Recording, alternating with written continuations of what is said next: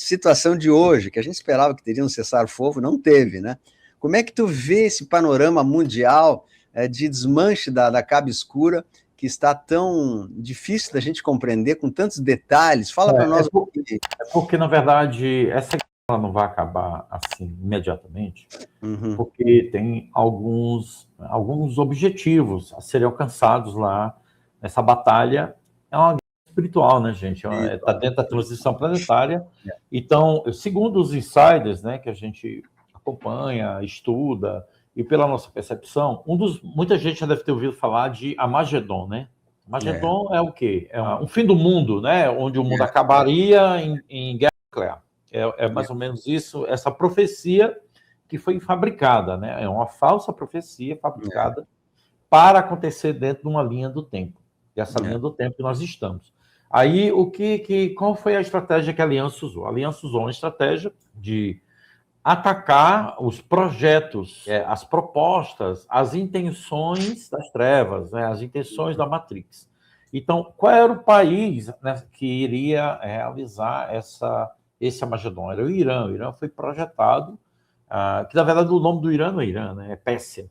E aí o Irã é um estado que foi criado com esse propósito, né, de propagar a doutrina da Sharia, né, de também fazer guerra, de conflitar com Israel, né? Porque ali é um conchave de interesse para gerar uma guerra, que era uma guerra entre Oriente e Ocidente. E aí os Estados Unidos, a aliança, né? Porque os Estados Unidos não atua só, embora muita gente ache que eles estão sozinhos, e não estão, ele está agindo para obliterar esses propósitos da linha do tempo relacionados a Armagedon, né? E o Irã, ele tem, né? Ele tem, parece que 4 bombas nucleares que estão isoladas em chumbo. Então, os Estados Unidos estão tentando encontrá-las. Elas, segundo eles relatam, que ela pode estar nessa ilha que fica ali no Estreito de Hormuz, né, que é onde passariam os navios de petróleo, que eles estão bloqueando, não permitindo que os navios passem. Então, o que é que acontece? Então, os Estados Unidos só vai se retirar de lá quando ele capturar 4 bombas nucleares, que são bombas sujas, são bombas de pequeno porte, né? Que elas precisariam de tecnologia para poder elas se tornarem reais. E por que um país como o Irã, que é tão belicista, inclusive envolvido com terrorismo, outras coisas, eles têm 4 bombas, né, nucleares, né?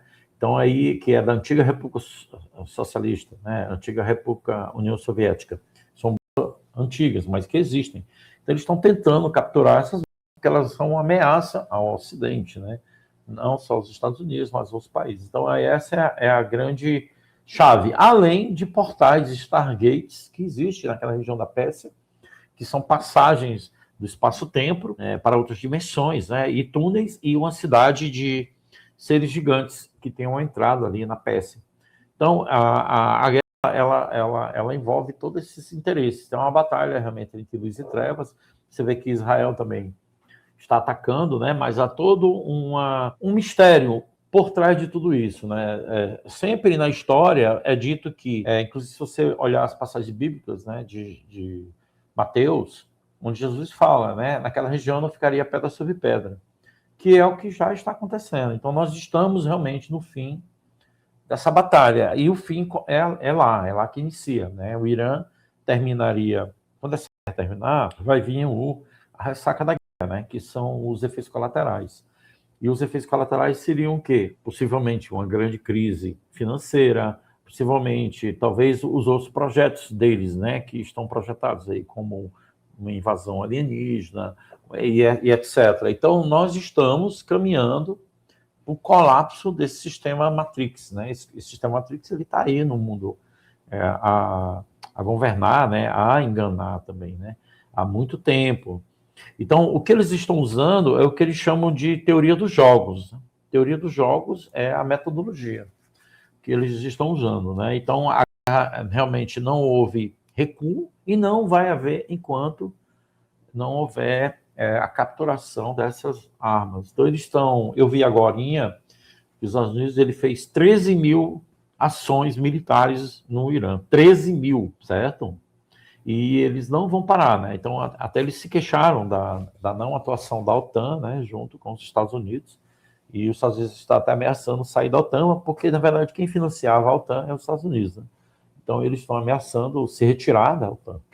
Mas também acontecem algumas coisas dentro dos Estados Unidos que atrapalham. Às vezes o inimigo é interno, é muito mais interno do que externo. Por exemplo, eles descobriram hoje, na verdade eles já tinham descoberto, que um grupo de militares, generais de alta patente, militares americanos de confiança, um grupo, né, estava tomando decisões contra o presidente Trump, né, contra a aliança, né, um grupo de militares que eram da época do Biden, né, e que ainda estava dentro do exército, né. Então eles permitem até que essas pessoas se exponham, né, eles permitem que eles falem, se exponham, porque é uma forma de você capturá-los e enfraquecer o inimigo interno, né, o inimigo oculto. Então, eles usam o que eles chamam de teoria dos jogos, né? Então, é isso. Então, nós estamos...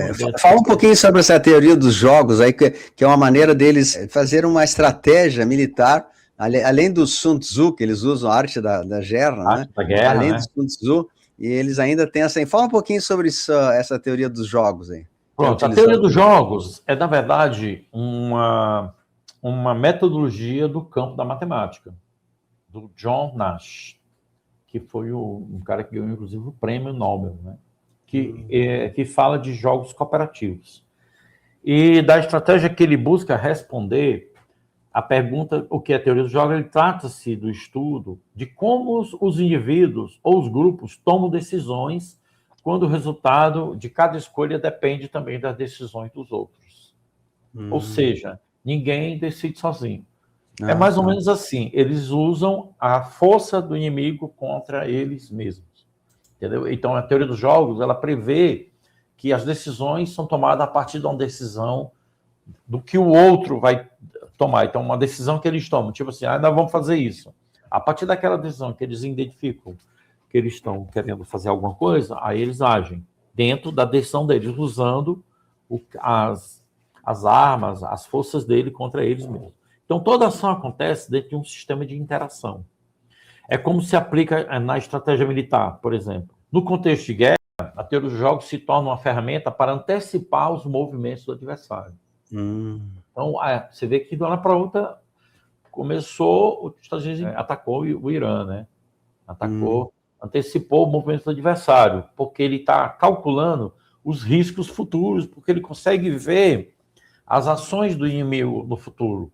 Ele percebe a infiltração, a questão dos imigrantes, a invasão de imigração, o contexto de implantação de agentes terroristas em vários lugares. Você vê que há toda uma maldade por trás disso, né?